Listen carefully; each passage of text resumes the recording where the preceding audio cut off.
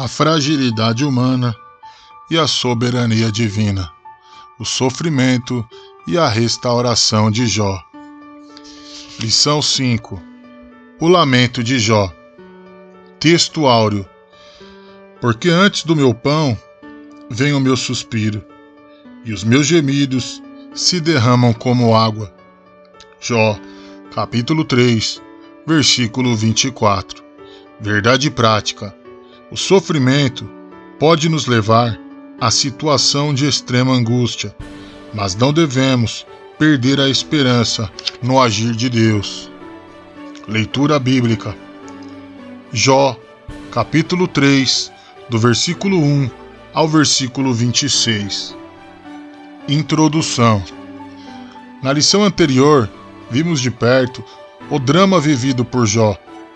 Uma série de calamidades se abateu sobre ele de forma catastrófica.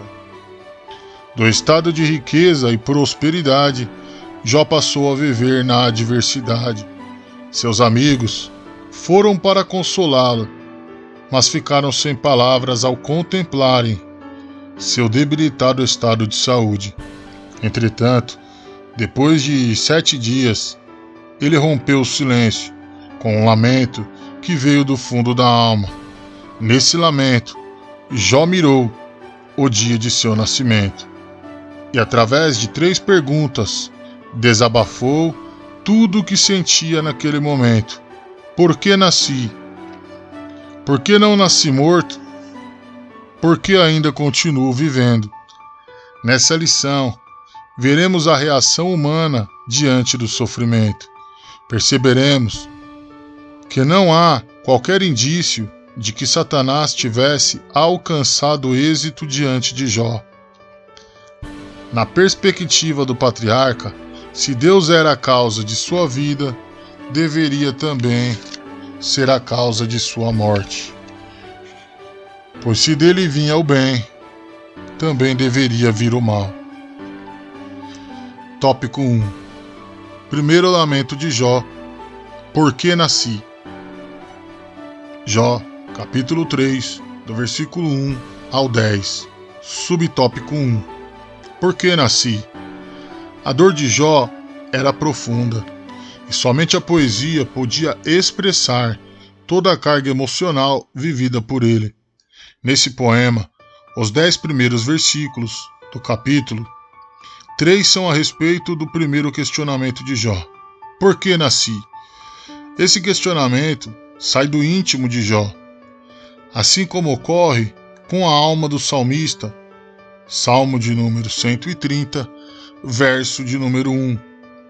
Da mesma forma, o profeta Jeremias expôs os sentimentos diante de seus sofrimentos.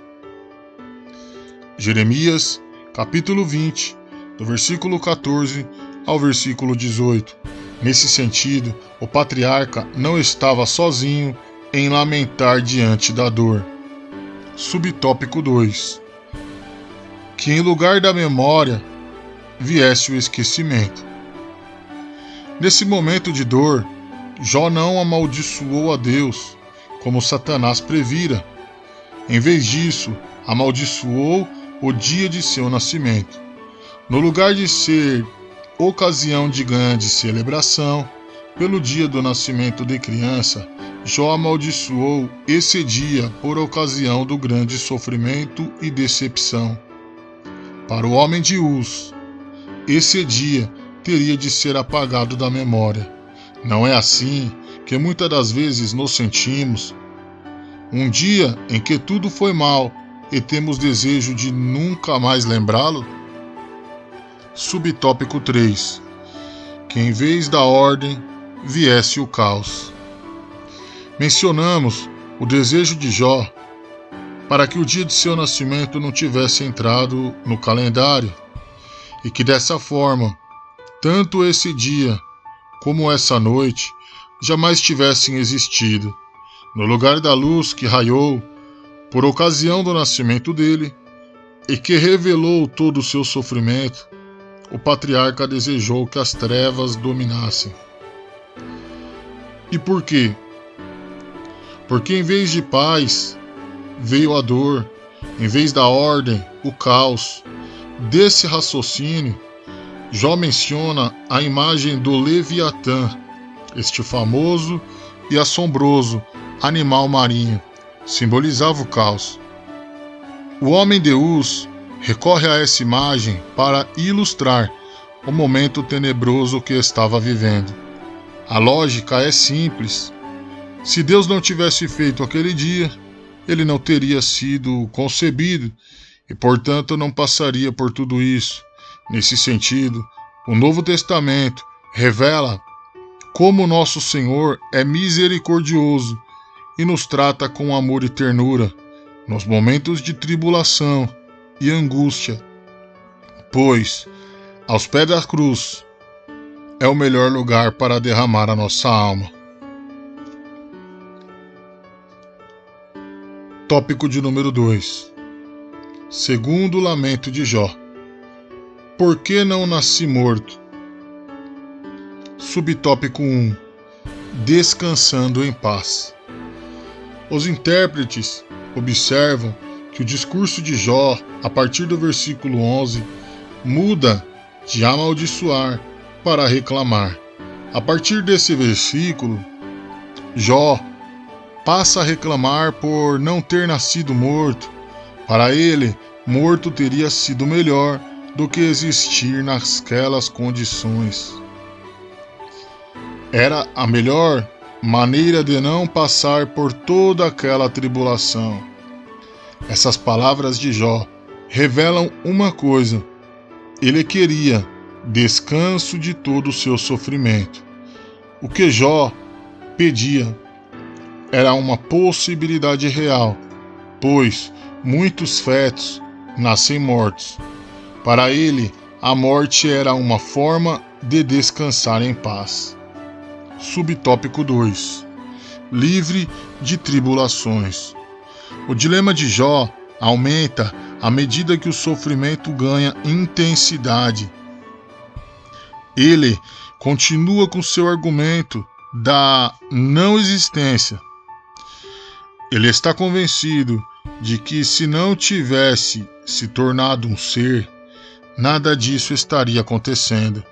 Ele desejava ter sido como um natimorto, um feto que nunca viu a luz.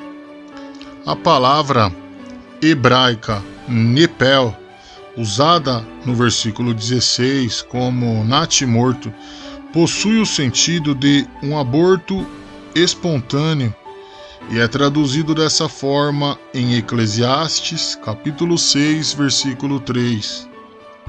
Aqui, em nenhum momento, Jó faz uma apologia ao aborto, mas usa-o no sentido metafórico de descanso do sofrimento. No lugar de ter sido abortado, ele nasceu e foi lançado no mundo da tribulação. O raciocínio é claro. Para os que morreram, cessaram as angústias e a tribulação da vida presente. Subtópico 3. Uma realidade para o cristão. O Novo Testamento nos ensina que, enquanto estivermos nesse mundo, estaremos sujeitos à dor, ao luto, ao sofrimento. Filipenses, capítulo 4, versículo 11 e versículo 12. Mas, ao mesmo tempo, temos uma promessa consoladora de Jesus. João, capítulo 16, versículo 33. Tópico 3. Terceiro lamento de Jó. Por que continuo vivo? Subtópico 1. Vale a pena viver? Nessa terceira sessão do capítulo 3, Jó faz uma quarta pergunta: por que se dá luz ao miserável e a vida aos amargurados de ânimo? As outras perguntas estão em Jó capítulo 3, versículo 1, versículo 12 e versículo 16. A palavra hebraica amel, traduzida aqui como miserável, é usada no sentido de alguém cuja vida é atribulada pela miséria e que por isso torna-se incapaz de exercer suas funções. Em outras palavras, para Jó, a vida havia se tornado intolerável. Subtópico 2. Sem o favor de Deus. Jó novamente volta a indagar: por que se dá luz ao homem, cujo caminho é oculto, e a quem Deus o encobriu? A pergunta busca o significado do sentido de todo aquele processo. Ela busca compreender o porquê de Deus permitir o sofrimento. Aqui há um paralelo com Provérbios, capítulo 4, versículo 18, onde é dito que o caminho dos justos é como a luz da aurora, que brilha mais e mais até ser dia perfeito. Na literatura sapiencial, a palavra hebraica traduzida como caminho é derek e se refere ao caminho da sabedoria de Deus, que conduz à vida. Para o patriarca, esse fato havia se tornado um paradoxo, pois ele não sabia por que Deus escolheu para ele o caminho do sofrimento. Subtópico 3. Um caminho de sabedoria e maturidade. Muitas vezes sentimos-nos iguais a Jó, desorientados, passando por uma via dolorosa de sofrimento. E como ele, não imaginamos nem compreendemos que Deus está agindo. É preciso, porém, olhar para o alto onde Cristo vive. Colossenses, capítulo 3, do versículo 1 ao versículo 4. Nele, podemos manter o equilíbrio e a confiança durante a tormenta, e assim trilhar um caminho de sabedoria e maturidade no sofrimento. Conclusão. Nessa lição, vimos o dilema de Jó, desconhecendo a razão das adversidades que se abateram sobre ele. O patriarca não negou a Deus, nem o amaldiçoou.